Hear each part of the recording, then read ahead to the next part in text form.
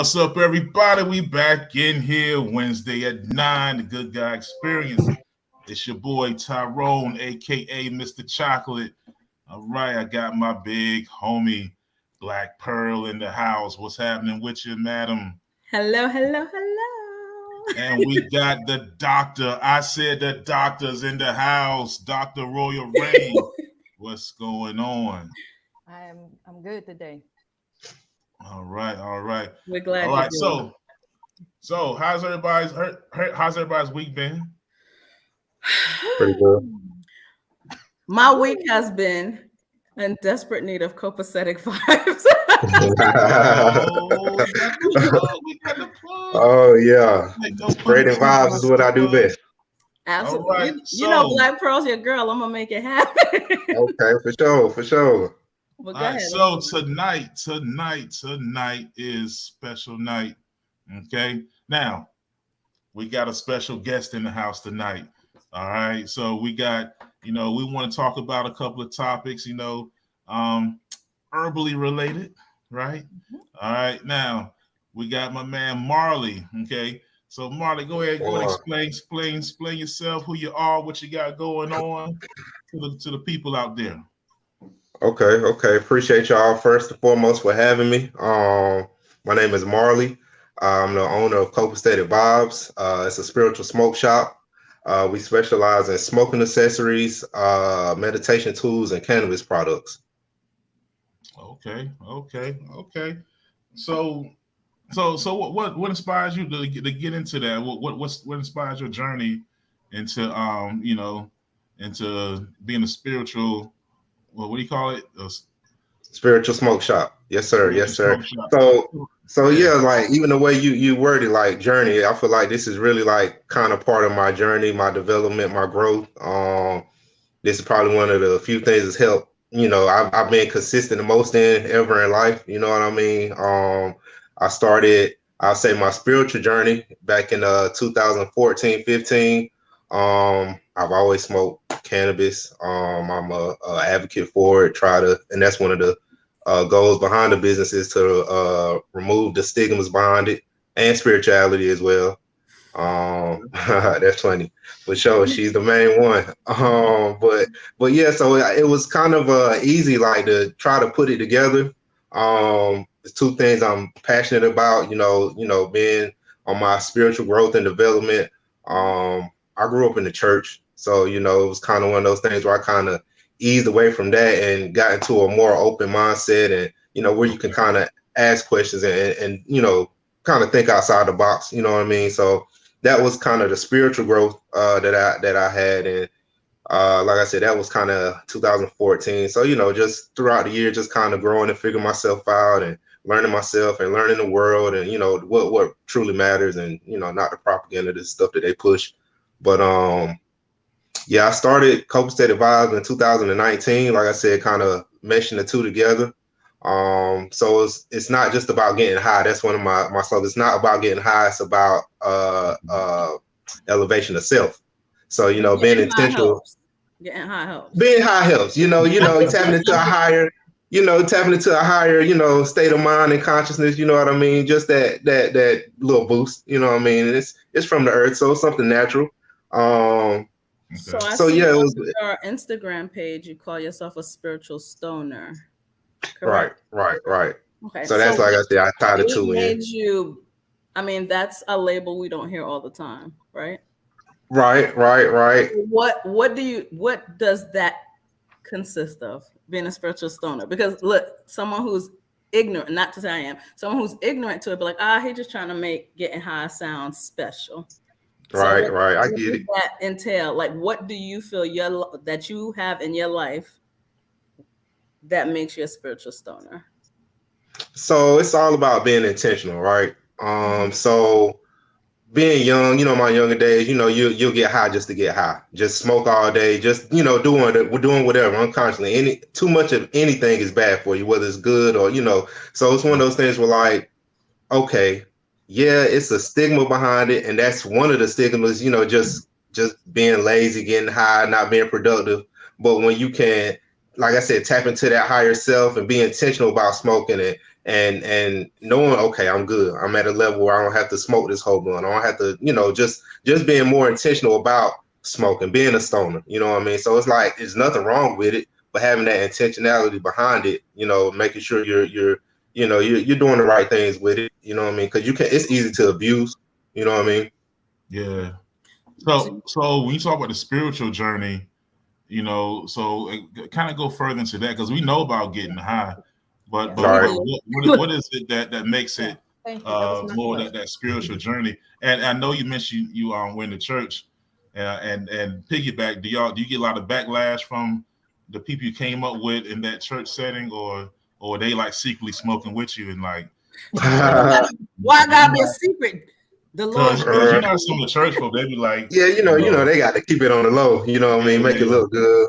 But so initially, I kind of always felt like a black sheep, so to speak, of the family or whatever, because it was like I was like kind of always wanted to do my own thing. Even growing up in the church, I think I was scared straight. You know what I mean? Like as far as like being, heaven, hell, like I thought about dying and going to hell a lot. I feel like it was unhealthy the way I thought about it. You know what I mean? So it was like becoming older and realizing there's another way of thinking. It was like, you know what? I felt like that was stress at an early level that I didn't, putting myself through just, think about, man, am I doing the right thing? Or what if God don't, what I'm saying? Is this a sin? Or, just constantly kind of over analyzing being what a Christian is. So it's like, I definitely understand that guilt when you start to question things in that world. And then it's like, oh, you're not supposed to question things. What are you doing? Exactly. Yeah. So it was more so one of those things where like, and then you learn about, indoctrination and propaganda. You like a lot of this stuff is kind of designed to keep us in mindsets like that, to be scared or to be obedient to and not question things overall, not just in religion. You know what I'm saying? So it was one of those things where I kind of thought for myself. And what's funny, before I actually kind of switched over, I had read the book of Revelation. I kind of got back into church, right? I was, saying I'm gonna do this right. You know what I'm saying? So I started reading the Bible and all this and that. And I read I read Job, I read Psalms, I read it. So I tried to get the positive, Proverbs from it. So it was like okay, that was, I got that message. And I was like, you know what? Let me read Revelations. And man, just reading Revelations, I was like, this sounds like a movie. This sounds like a movie. This is what they should have, instead of Passion of Christ, they should have did Revelation. This is a good ass action Revelations, movie. This is an action movie right here. When I was a kid, I would read Revelations all the time. It was like so entertaining. So I was like, man, just kind of just side-eyeing it, like, what's going on here now? Come on. So they already telling us what's going to happen. So what, what I mean? Like, they just know this is what's going to happen at the end, or like, this is how it's going to play out. So it was like that. I think that was kind of like my first, like, you know what? I really need to question this, because it was like just so much. And then the more you do your research and kind of reprogram your mind from the stuff that we've been taught, it's like, okay, maybe I should be questioning stuff. You know what I mean? So it was like, it wasn't hard to do. As far as my family, my mom, she deals with me. She puts up with me.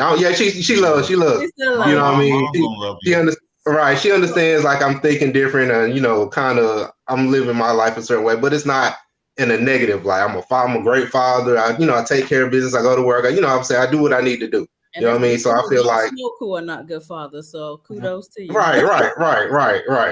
But so yeah, it's nothing. Like I don't stigmas behind. Like I said, there's no. You probably look at me and be like, okay, he smoked. But as far as like. Really, once you get to learn somebody, okay, damn, you do all of that and you smoke, you know what I mean? Yeah. So if you had a grade to recommend, right? Mm-hmm. What would that be? I need y'all to stay out my head. like a strain, like a marijuana strain? Yes. So one of the best strains I've ever had was this. It was called Wonder Woman, and this was back in like. Yeah, it was. I felt like good. I felt good. Sometimes you smoking, you kind of real relaxed or whatever. Like it was one of those times where like, man, what we about to do? So what I mean? Was it smooth? Energy. Was it smooth? Because you can have somewhere it's just like pat, and you're like, oh, I'm there. Or was it like a, you know what I mean? Like, was it smooth? It was a strong strain. It was a really strong strain. And this was kind of like, I don't know if y'all familiar with cannabis or prices, or like when this loud or exotic weed started coming into play. It was like around that era where it was like $450 for an ounce. You know what I mean? Or some gas. So it was like you'll pay $120 or $100 for a quarter. You know what I mean? Something like that. But it was come like that anymore. Like loud. I said, do they even come like that anymore? Does everything have a name? So people call it za. Like overall, people call it za. Now I'm not too a fan of za. I just call it gas, or what I'm saying, that's I'm kind of old school that way. Just I don't necessarily say loud, but yeah, just gas. It's that gas. Well, no, that's what I. First of all, I'm from New York, so I know the conversation is different, but I just didn't know if they still call it loud, and I haven't heard it called that. That's what I was asking. Yeah. I know different. I've been out the market for a while. But there was a time I was in the market, right. But so I know different regions will have different like names for it, So but kind of explain just for the lay person who like maybe they ain't into it, but they're like curious about it. Explain like strains, like people, I hear that a lot. They say that different strains. Can you kind of break that down for us, like what strains are and like what's the difference between some of them? So you have what's called so the species is cannabis. You have different types. So you got cannabis sativa, cannabis indica, and cannabis ruderalis, but that's more so like that's like a weed for real, but it has its benefits as well. But cannabis sativa is more so the up type high. It's more of an energy type high. Cannabis indica is more of a relaxed, chill type high, body high.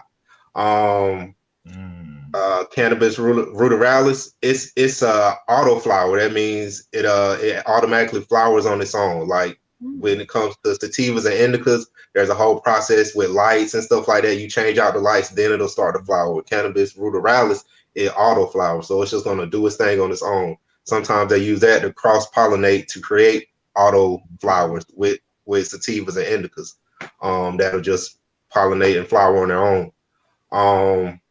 But yeah, so the thing about strands also, like, it's kind of a hype too. You know what I mean? Sativa and indica, this research is showing it's like that's not necessarily the thing that you should be checking for when it comes to looking for a certain type of cannabis. They have what's called terpenes. Terpenes are prominent in flowers, fruits, and these are like different scents or flavors that can alter our moods. I don't know if y'all have ever heard like mangoes, they increase your high. Mangoes are high in the terpene myrcene. Like mangoes that the fruit. Yeah, fruit mangoes. So they're high in terpenes as well. They have what's called a myrcene terpene in it. Myrcene is a real popular terpene that's in a lot of cannabis plants. It's more of a relaxing type high. So terpenes dictate what type of high it is as well. You have what's called limonene. Limonene is in lemons. That gives you that up, that how lemons kind of open you up and give you that citrus. Yeah. So if you eat a lemon with a limonene strain that has, the terpenes limonene, it increases that limonene high. So if you want something to keep you up, that's a strain you should look for that's high in limonene. If you want something that's nighttime or just to relax, you look for something that's high in myrcene. There's a bunch of different terpenes, and they all play different effects in how our mood and what type of high we get.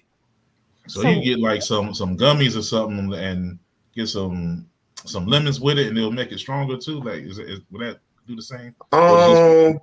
Yeah and no, because that's just a different. That's a different way of consuming it, right? You got smoking, you got edibles, you got tinctures, you got topical creams and stuff like that you can use. So with edibles, that's more of like a body high. That's strictly a body high. You know what I mean? You can. have a sativa, but the chemical breakdown of it is throughout your body. Versus smoking is more like a head thing, and with your lungs and taking it like that. That's more of something. That's and it acts quicker versus doing edibles. Edibles are tricky sometimes because you eat them and wait 30-40 minutes and you don't feel nothing. Then 15 minutes later, damn. You know what I'm saying? They just smack you out of nowhere. They smack you out of nowhere. And a lot of people mess up because they'll say, I don't feel nothing, and then eat them. And then eat another one, or it's like they end up feeling miserable. It's one of those like, you just want it to be over, and that'll mess up your experience. Orange juice helps. Yeah, I know. Yeah, I know. Years ago, I had a crazy experience where I was at a family reunion, and so. All right, so this is going to be out. So a lot of people didn't know this about the reunion that happened to me, but yeah. So I was at a reunion, and I had some family members. They had like a big old brownie. And it was with the other desserts. So I'm like, I'm thinking I'm getting some brownie. And I'm killing this brownie. I'm like, damn, this brownie. And everybody, they just looked at me like, oh shit, you can keep eating it? Yeah. Bro, and I ain't know. And then I was like, and later on, I was like riding around, with the fam. I'm just riding, and granted, I don't know I ate an edible. I don't know it. And granted, I ain't know I ate like 1,000,000 milligrams either. So all of a sudden, I'm just like, boom. I'm like, wait a minute, am I in college? They don't take much, man. It don't take much for edibles. It hit me, and I was just like, it was so miserable. I was like, I wanted to go away. Yeah, but it was, and they were like, oh man, we eat little squares of it. You ate the whole thing. And I was like, bro, y'all let me eat the whole. They just watched me too. They were like, oh. Yeah, you gotta be careful with it. Roy, I'm sorry. No, so Marley, so help me understand. I'm going back to what you was just describing.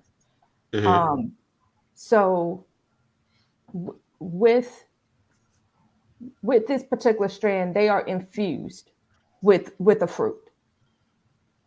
So the terpenes, okay, you're referring to the terpenes, yeah. Talking about the terpenes, yes. So is that where it's basically infused with? Therefore, it's the terpenes that's inside is a little bit more is more potent because of the fact that it's infused versus what the question that Tyrone had asked, which is if I ate an edible and then had a mango with it, that would increase it. Right. That would increase it. Yep. But it's because of the fact that it's actually terpene. Right. During the actual growth process, it's being infused. So it's automatically organically getting it. So the fruit, comes with terpenes. Yep. Just like cannabis has terpenes in it, it just kind of grows in it. It's part of the plant, part of the fruit. Yes, ma'am. Yep. Got it. Okay. All right. So go ahead. Go ahead. No, I was just going to ask. Y'all so excited. Yeah, I'm loving this right here, man. So for a novice person who knows nothing, right? If you were looking for a particular vibe, I'll use that term. If you're looking for a particular vibe, how would you go about asking for what you're looking for? Does that make sense? Like if I case in point. So if I come to you, like how, and I'm just telling you, what kind of vibe I'm looking for. How would I even go about trying to describe or to get what I'm looking for? So if you're looking for something to help keep you up or something to help get your creative juices flowing, you want something like a sativa based. Like I said, sativas are more likely to have terpenes like limonene in it. Those will help keep you up, creative. Like I said, there are a bunch of different terpenes. So those are the two most popular, limonene and myrcene. They're the most two more popular. So that's why I keep mentioning those. But they help they interact with the high. So they kind of say, okay, this is where you're going to lean. If you want a more relaxing high nighttime, you'll go for, of course, an indica, but you want to make sure that it's prominent in terpenes that'll help with that relaxation. So you can look up, a great site like Leafly. That's a good site to look up cannabis strains. So you go somewhere, you're looking for, you say, hey man, I just want something that's going to keep me up. He tell you he got some OG Kush. You can go to Leafly and look up the effects of OG Kush, and it'll tell you, oh, this is good for nighttime. This is good for, whatever. You know what I mean? So that's a good source. Right. I was getting ready to say that's going to put you to sleep, but go ahead. I'm listening. Yeah. So like, that's just a source as far as like somebody that's looking for something. That's a source where they can say, okay, well, let me see what this is. Since you're just going off a name, but Leafly is, like I said, that's a good, reliable site to actually see what type of marijuana that is, what type of strain that is, and what type of high you can expect. Okay. All right. I got a couple more questions, but I'm gonna pass the mic. Go ahead. We had a question here from one of our Facebook users. Hey, so we got Balo the Great. That's my homie. He was on last week. That's Balo. Yeah, I remember. All right. So the question is, when does the weed transition from recreational therapeutic to habit forming dependence? So that would depend on the user. So everybody's different, as far as emotionally and the things we attract to and, depend on, if you, like I said, that's one of those things where you have to find that balance between being intentional and are you just getting high to get high. So you can use it as a medicine, but after a while, if you find yourself just smoking every other hour, you might want to question, hey, what am I doing right now? As far as the type of weed that how it's grown dictates if it's recreational or medical. But as far as like the user, that's just everybody's different. You know what I mean? And then kind of go on your own pace and what you're using it for. If you're using it for pain or sleep or whatever, and you find yourself just, instead of smoking it at night, and you just smoking it all day, after a while, it's like, okay, what's going on? Yeah. So I guess like stages of addiction for anybody, you start, some people start off kind of slow, then they kind of get what they feel like they need it, and start getting consequences like losing jobs and opportunities, and you might have an issue there. Yeah. So and I was just gonna piggyback to Balo on that one. If you are an individual who already is predisposed genetically, and people don't understand this, but I'm going to educate you for 1 second. If you are, okay, thank you, Marley. So he's like, yep, you already know where I'm going. If you already have a DNA predisposition to the ingredients that is found in cannabis, right? That might not be in your best interest for you to use it. And this is pause. This is Dr. Gray and only my opinion, okay? Not that of my partners here. But if you have that predisposition, honestly, I would recommend that you tread very lightly if you feel the need. And honestly, I dare say, don't bother with it, because of the various strands that are out there.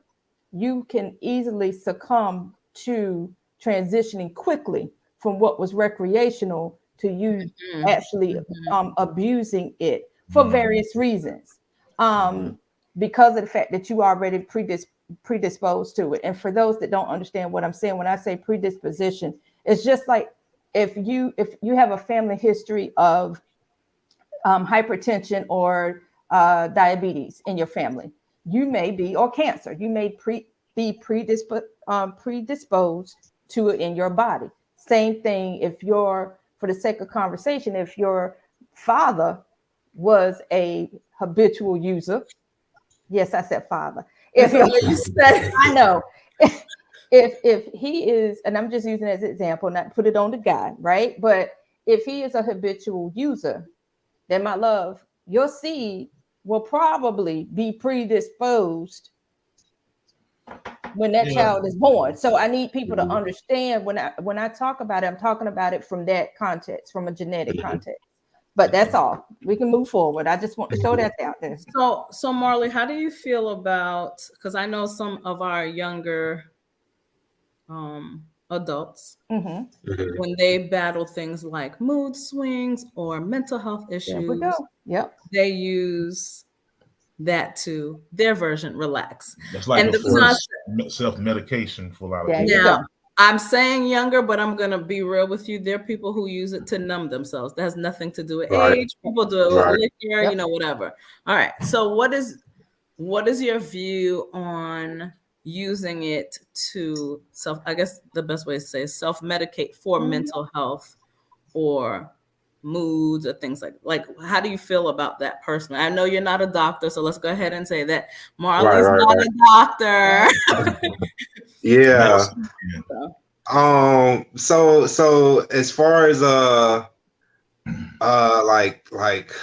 any use where you're using it to just numb yourself. I feel like, I mean, it's beyond weed at that point. Maybe, you know, you might want to seek something else. But if you catch yourself in kind of early stages, like, hey, okay, maybe I should find alternatives. One way to cut back is to actually use something like CBD to get the medicinal the properties from it, instead of the actual the high the THC gives. That's a great alternative, because like I said, you still get those properties as far as, like, you know, if you're dealing with anxiety or stress or insomnia or even any type of ailments, pain wise. You know what I mean? There's a lot of ways CBD can help. Like I said, it doesn't have the high. It doesn't have the high behind it. So that would be the medicinal portion of it, correct? Right. That's where they take the THC out. That's correct. And you got different levels of CBD. You have what's called CBD isolate, where it's just the strictly CBD medicine. You got full spectrum CBD, and that's some of everything that's in the plant. That you have the legal limit of THC, which is 0.3%, but there's no real high with it. Some people, like if they smoke the flower or edible, they might say, okay, I do feel something, but it's more so what you don't feel. People who deal with, like I said, pain or different things like that, do you feel that pain anymore? Do you feel stressed? Do you feel, you know, anxious or anything like that? So it's kind of the lack of instead of what you feel. You know what I mean? What was I about to say? But yeah, as far as like smoking THC, you know, and using it to kind of avoid stuff, I felt like, you know, I was doing that at one point. You know what I mean? Because like I said, people who smoke just to smoke, you know, I feel like that's not normal. You know what I mean? It's not normal. At that point, it's abuse. You know what I mean? You got to kind of get real with yourself. Like, okay, what am I doing? You know what I mean? Because it costs time. It costs, you know, your health, because smoking is only, but you know what? I don't care if you're smoking cigarettes or you know, cannabis. Your lungs are being affected. There's other ways to intake it, like we were talking about earlier, you know, edibles and different things like that.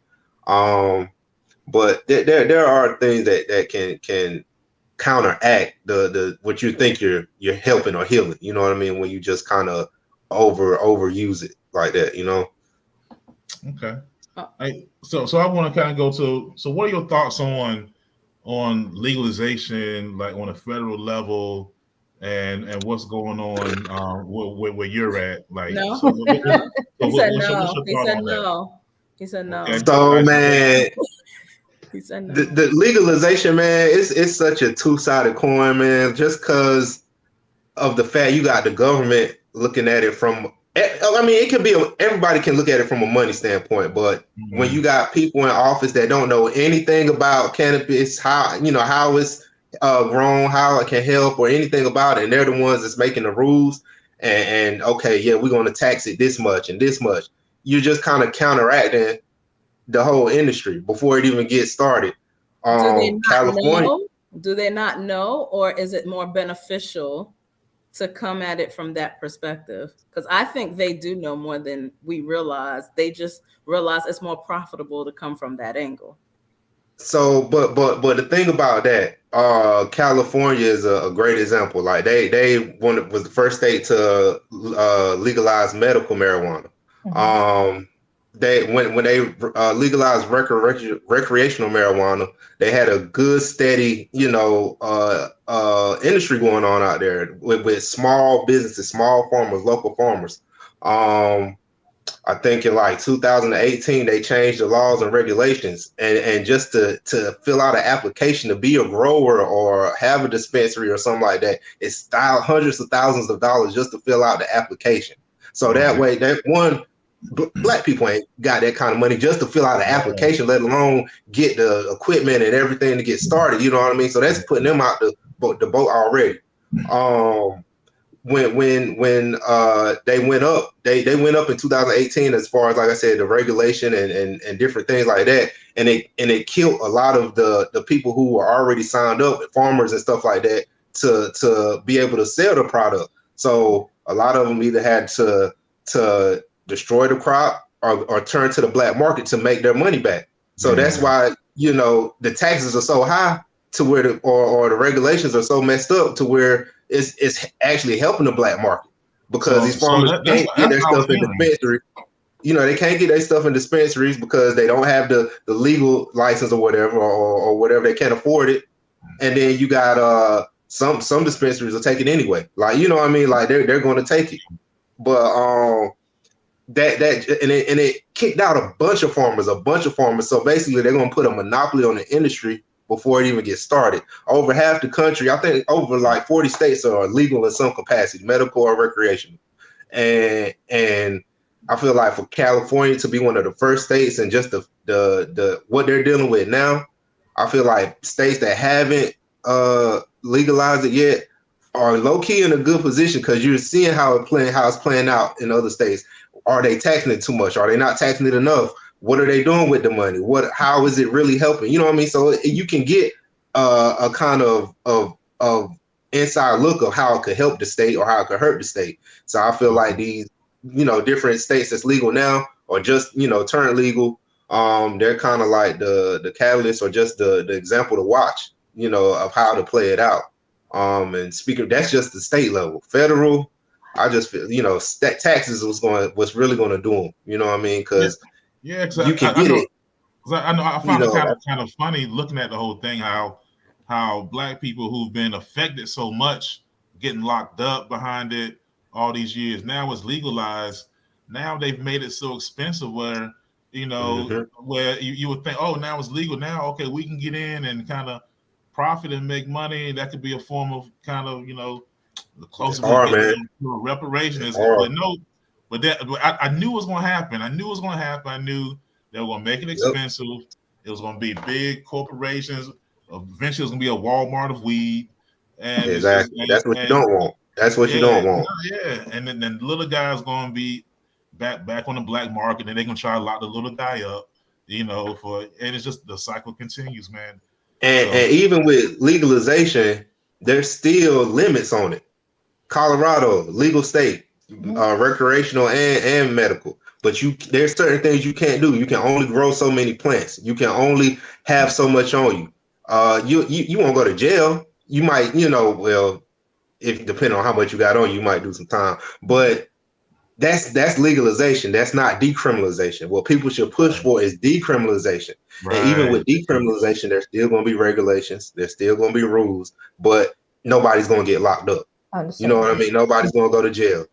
So people, you know, press for legalization. What we really want is decriminalization. Okay, and that's a good breakdown, because people get those two mixed up and don't understand, you know, those things. Okay. Yeah. Well, Marley, I don't know how old your child or children are, but if your child came to you under 18 and said they wanted to smoke, not the edible part, but to smoke, how would you approach that, being that you're a spiritual stoner? Would you tell them to wait till they're over 18? Yeah, I would definitely tell them to wait, just because the few studies that have been done, like as far as like youth and brain development and stuff like that, they need to be a certain age to, you know, let their brain really have a chance to fully develop. So yeah, I would definitely want them to wait and tell them, you know, the importance of waiting and being able to get that full capacity of, you know, brain function. So hopefully breaking it down to them like that would encourage it. But if it's one of those things where, like, they're going to do it anyway, like I would really, like, I'm going to talk to them. Look, this is what you need to look out for. Don't just smoke anything from anybody. You know, just give them the real world, to kind of not scare them straight, but like, hey, this people are kind of evil out here. You know, they'll give you whatever. They might try to get over on you. So it's like, absolutely, I can educate you, but please wait. You know what I mean? That would be my stance. Wait. Okay. And that's what anybody. I was proud. You know, I smoked on my 18th birthday. It was my first day of college. I was just turned 18, and so it was like it was a big like I remember that day forever. You know what I mean? So it was life changing. It was very life changing, very life changing. But yeah, like I said, some studies say 18. I've seen somewhere it's like 21, 25. You know, as far as like brain, you know, fully getting your full brain capacity. Yeah. So it's the frontal lobe close fully at 25, just to let you know. Okay. 25. Yeah. So I'm asking you that because during COVID, a lot of our young folks that were like locked up in their room. I'm gonna call it locked up in their room, but you know what I mean. They didn't go out. These young kids are smoking, brother. They smoking, and so I know I'm in a middle school, and I'm seeing little 6th, 7th graders. Oh no, smoking. I don't know. No. I'm like, I do not support that message. Like, no. Did you say 6th, 7th grade? Yep, he did. You still peeing on a toilet seat? What's going on? Yes, they out here. Yes. Okay, well, so I was gonna say I know my teenager because I have a teenager, but my teenager. I wouldn't say he got caught smoking, but for lack of terms, he got caught smoking. And it really was almost like he's going to do it anyway. Just being real with you. Sidebar, I blame my older son, but that's not the point right now. So, so the agreement that I ended up having to come to is if you're going to do it, I need to be with you or a part of that process, or I need to be a part of that process. I'm joking. I need parts. I need parts of that. No, let me tell you why. It wasn't for fun. It was you stop it. Y'all stop it. You was not doing that. Let me explain why. HR, whoever. Oh, man. I didn't say I small. I said I need to be part of the process. So you don't want to add it and change up. Yes, that's what she said. I need to be a part of the process because you know, we hear stories of like DMX who got his, you know, his drugs laced by an uncle or a cousin. I can't remember what it was. And I hate to say it like this. Some of our young men get got by women and they're putting things. I'm not trying to be funny. I mean, it happens the other way around. And just also, I felt like if I was just like, oh, well, he's doing it and he was just freelance smoking whenever there was nothing. So that agreement built trust. But it's also opened up a door for him to want to educate himself versus I'm just smoking to be high and you know, blah, blah.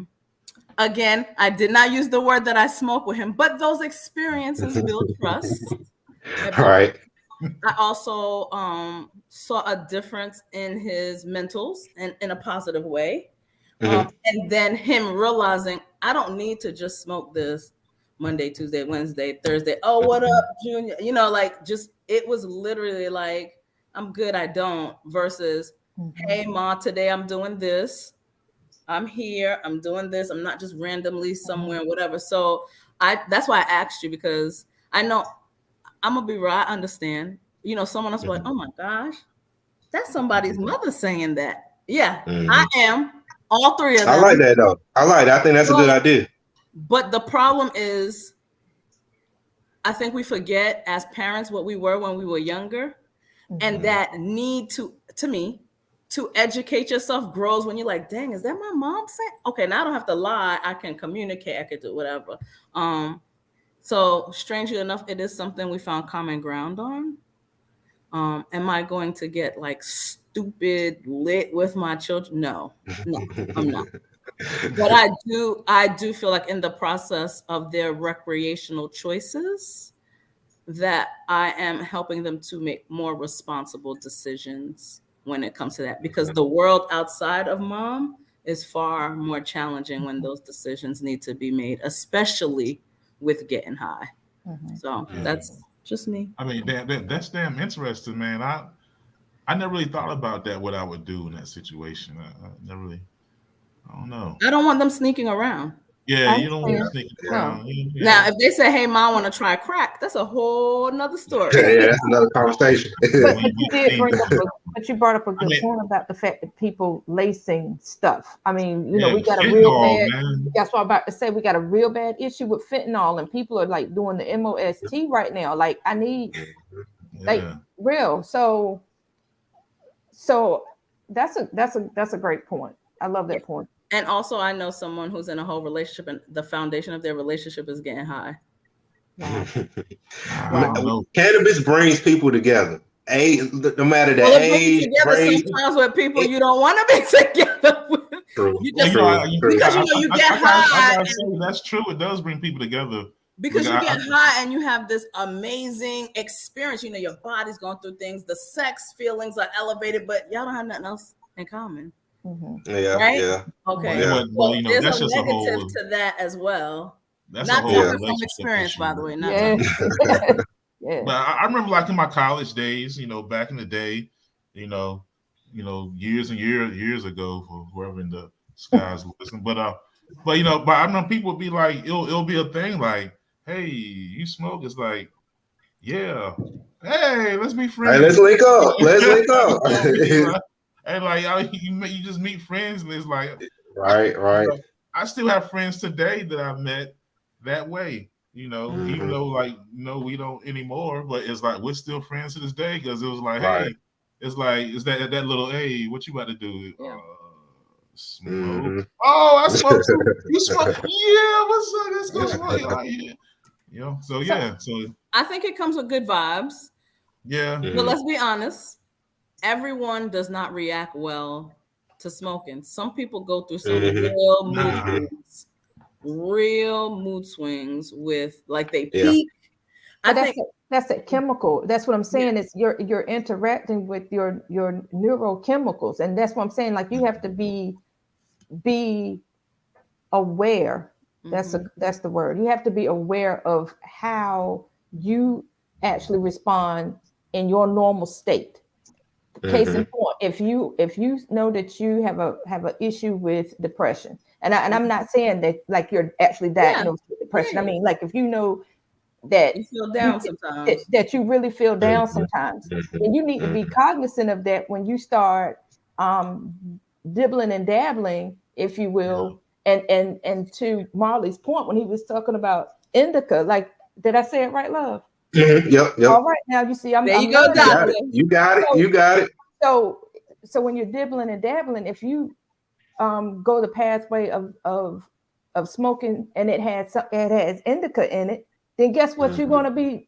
Guess what that outcome is going to be? Like, your low is going to be super freaking low, and then when you do come when you do come back, depending on if there's some other underlying things that are going on with you, then you're going to see that for lack of a nice way of putting it, you're going to see that bipolar behavior. And I'm not bringing out bipolar, as a medical. I'm saying like the actual mood swing, as a metaphor. So, yeah, sure. But go ahead. I'm sorry, baby. I'm listening. I have a fun question. We've been talking so many, educational, knowledge enhancing questions. Because I got 2 more questions that I need to have answered. But go ahead. Let me hurry up, because she had that smile. So I went to your Instagram page, and I see you have a picture with a bong. Is your preference rolling up or a bong? And what is the smoking difference? Or is there? So I like rolling up. I do like rolling up. Smoking out of bowls and different pipes. It's a cleaner way of smoking. As clean as it can get, I'll say that. You don't have to deal with, like, I don't use tobacco products. So, like blunts and stuff like that. That has a whole different effect because you're still intaking the tobacco. You know what I mean? So they have papers, they have hemp papers, they have I'm not a fan of the bleach papers just because that goes through a chemical process. Like I said, you got the hemp wraps, you got hemp papers. And there's another type of paper that wrap that I was dealing with. It was made out of chamomile and something else. And it was different. It wasn't like a hemp wrap. It was something else, but it was real smooth. Smoking out of a bowl or a bomb for some people can be kind of rough, just because, like I said, it is direct, like flour to, you know. You gotta be coughing up. Yeah. That could send you in a little coughing. Have you ever tried? And I know someone that told me they did this, rolling up in flower petals. Like I've heard of that, like a rose petal. I've heard of that. What? I've heard of that. Mm-hmm. Wow. Yeah, getting fancy, getting real fancy. Smart. I know stuff. So I got a question I want to clarify. All right, so I was in Virginia. Yeah, I was in Virginia visiting some fam, and so when I was looking around, I was just curious. I went to the bait shop about to go fishing, and there was like a little smoke shop beside it. Walked in there, they were like, I didn't know anything about this Delta 8, and they're like, oh yeah, you can, but everybody can get that. And I was like, really? And they're like, yeah. They're like, some people get high. I was like, oh really? So they're like, it's like weed light. And then so Delta 8, and then Delta 9 was like the real thing, real deal. Yeah. So can you kind of break that down to us? Yeah, like you know. Yeah. So some people don't know that's available to them. Look, he claimed So Delta 8, it's technically legal through like the loophole that the government, they passed the what is it, right? The Farming Bill, the Farming Act in like 2018, and through that act, it made stuff like Delta 8 legal, just because it's like a little gray area, you know what I mean? So with Delta 8 and all these different new cannabinoids and different stuff that you see, like the Delta 8, the THCO, the HHC, different things like that, they're all derived from the hemp plant. So hemp is it's not necessarily different from cannabis. The only thing that really differentiates it is hemp only has 0.3% THC. If it has 0.4%, it's technically considered traditional cannabis.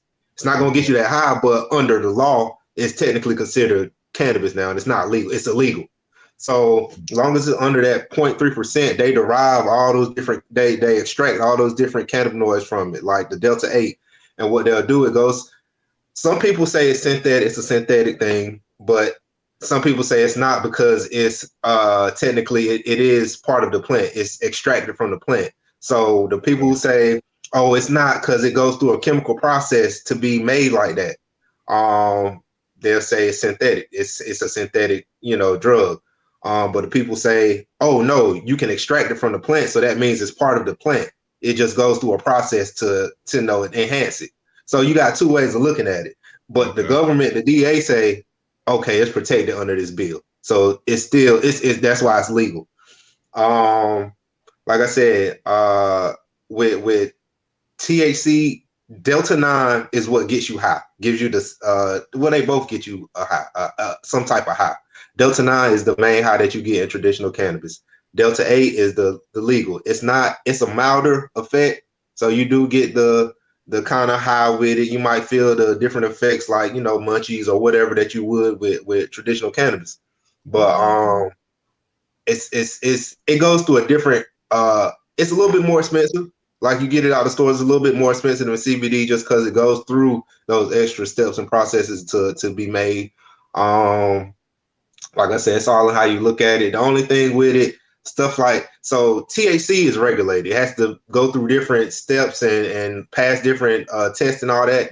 Only the thing with CBD, it doesn't. It's not regulated by the FDA. So all these different products, CBD products, Delta 8, they're not being regulated. So what you want to look for is what they call a certificate of analysis, a COA, that tells you that this product has been tested.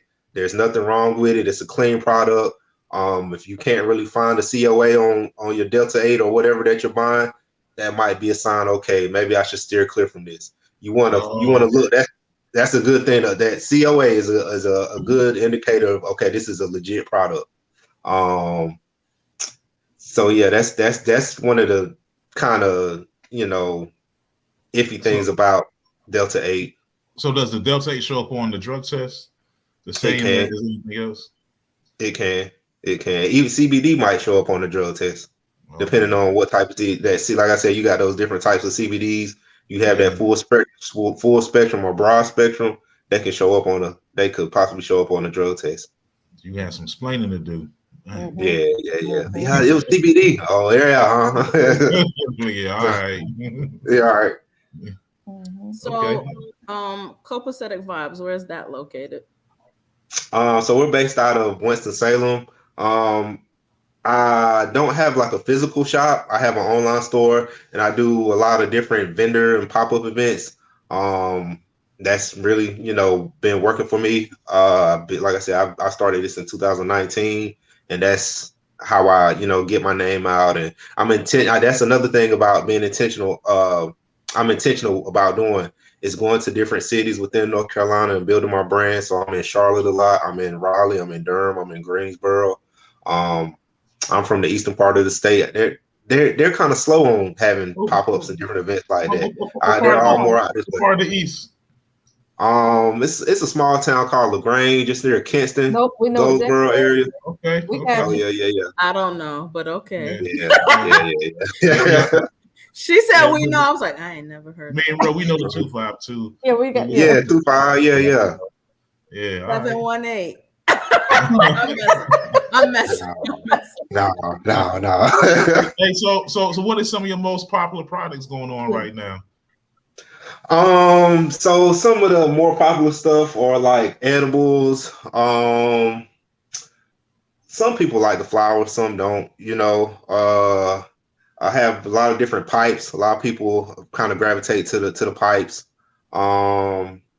Some of the more high-end stuff, I started what's called Smoke and Tell. And it's basically, it gives people a chance to use those higher-end products. So I create a vibe, kind of for, smoking and education. I that's another thing that I implement in my company. It's educational based. So I try to, like I said, get those stigmas off, as well as educate people on why you should want to know, what's going on or what's really going on in the plant, what you're smoking, and different things like that.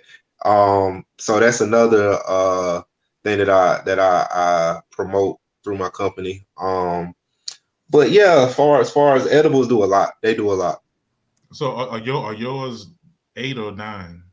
So I have CBD, Delta 8. I have some Delta 10. I do have. So Delta 10. They say that it is less than, the effects are less than. It's not as strong as Delta 8, but it's stronger than Delta 9. But the effects are stronger than Delta 9. So it's kind of like I haven't tried it yet, but just the way that it's explained, it's more so it's more confusing to me, because it's like, yes, you feel something from it, but then they say it's not as strong as the Delta 8. And to me, Delta 8 isn't as strong as Delta 9. So how can the effects be stronger or more intense? So I'm scared of that. I have some HHC product, and they do have legal Delta 9 gummies. Like I said, they have the 0.3%, and they're strictly like Delta 9, Okay. Mm-hmm. So my question, because you've answered 2 of them already, which is good. Thank you. My next question, my other 2, and I'm going to give them to you. So, number 1, when it comes to, again, looking at a person that's novice versus someone that's more experienced, with regards to like edible products, right? What milligram would be ideal, if you will? Let me check. Okay. What milligram would be ideal, if you will, for that novice, that newbie? I mean, the first time. Yeah.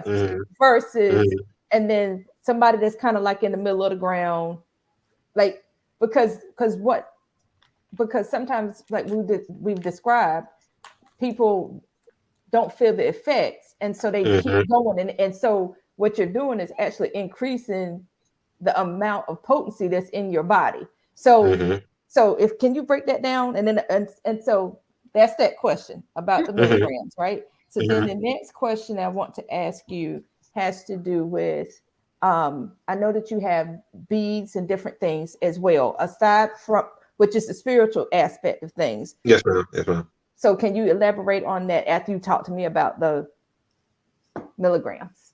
Yes. So with the milligrams, like you said, everybody is different. Chemical makeup is different. Yeah. How it breaks down in one person, let's say something like you said, a beginner. 10 milligrams is good. It might be too much. You know what I mean? That's kind of like a traditional gummy. Like it might be a 50 milligram pack, but there's 5 in there. So each individual piece breaks down to about 10 milligrams. So eating one of those, or maybe half, just for somebody who's never done it, you might want to start out with half. Wait, I would say 30, 45 minutes. Yeah, just bite a piece of it. Give yourself time to process it, your body to process it. And then, if you don't feel anything, eat that other half. But that one gummy, typically for somebody who's never tried it, a 10 milligram gummy might work for them. Somebody who doesn't smoke or anything, that might do it for them. Yes. Versus, somebody who's more experienced, you might need a 25 milligram gummy or, edible. Sometimes the thing with like certain gummies, like a cereal treat or a brownie, you kind of gauging by eye how much you're eating, you know what I mean? Versus like those individual pieces, how much is in that individual piece. Versus you eating a brownie, okay, let me bite this corn off. Maybe this is 10 milligrams. It's kind of you gauging it. So that's the kind of thing about your treats like that. Don't be like me. Yeah, don't be like that. Yeah, just going in. Wait, come on. That was a while ago. You're just in a different mindset. Yeah. Right? I didn't know what I was eating. Were you contemplating your life? I didn't know I didn't know what was going on. And then I remember I was eating some restaurant. And I was like, oh my God. I was like, oh my God, some of those amazing stuff. I was like, oh man. I have contemplated my life as well. Okay. Yeah. So I get it. So we're getting towards the end, but I wanted to ask you, so if somebody was like, hey, I want to get into that, like how difficult or what's the journey like getting into your own business, dealing with this? So I'll speak for me. And to answer your other question, when I put the two together, the spiritual aspect with the smoking aspect, I was into meditation real heavy, and I not as heavy as I was now, but I was into it and learning and coming at peace with things. So I sell like different meditation tools, like singing bowls, different herbs like Palo Santo, sage, rosemary, sweetgrass, different incense, incense holders, different copper, different crystals, different things like that, just to help with the, somebody tap in, spiritually, as well as, you got your smoking accessories. And real quick, get the thinking ball going. Shout out to the Bravado Network for the super chat. Thank Appreciate you guys for Thank the love. you. Thanks for the super chat. All right. I'm sorry, Molly. Keep talking, love. We had to do that shout out though, real quick. Oh yeah, no problem. But so I would say anybody. It was two things that I was passionate about. Whatever you're passionate about, if you can find a way to, I don't want to say monetize it, but benefit from it to where you can help yourself and help other people at the same time, and not feel like you're working or it's too much of a job or a stress. Like I don't look at this as work. Like it's fun to me. You know what I mean? So like that would be my first like piece of advice. Find something that you do that's fun to you, and it wouldn't be about making money or a job or just being an entrepreneur, something that you really like doing or passionate about.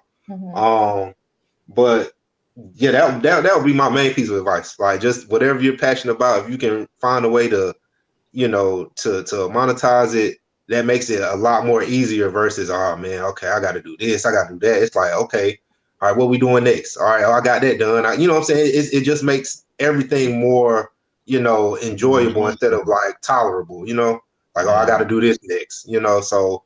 Yeah, it definitely seems like something that would be helpful if you like into it and really live that lifestyle, And educate yourself. Yeah, I can't educate yourself. That's another thing. Make sure you know your stuff.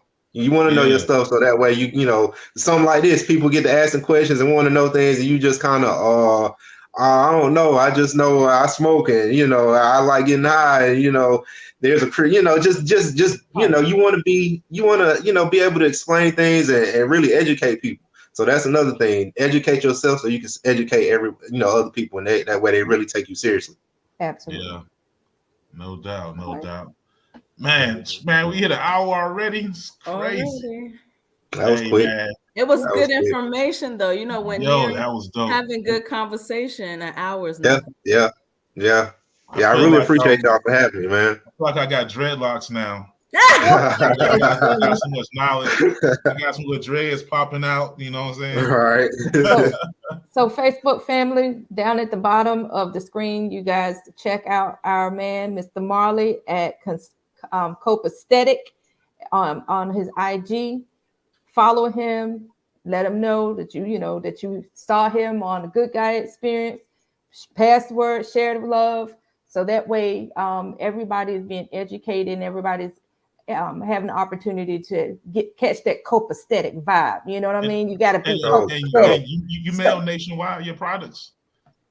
Yeah, I mail. I ship. Yeah. Yes, sir. Okay, so nationwide. Yes, sir. So you get your stuff. Sir. He know his stuff now. Getting them flowers and some of that stuff's those edibles. Yeah. Oh yeah. I get it to you. Safe and sound. All right. All right. So, but before we get out of here, all right. Anybody got any last comments? Black Pearl. I definitely want to echo what Marley said. It's all good, but it's so much better when you educate yourself, so that you can do it and not harm yourself, but actually get and I'm going to do a plug, copacetic vibes that can happen from there. So. Definitely. Dr. Roy Rain, what's your last thoughts? Last thoughts is, like I just said, y'all check out Marley. It's all about having, being balanced. And so he not only specializes in herbs, but also healing and spiritual awareness. So do your due diligence.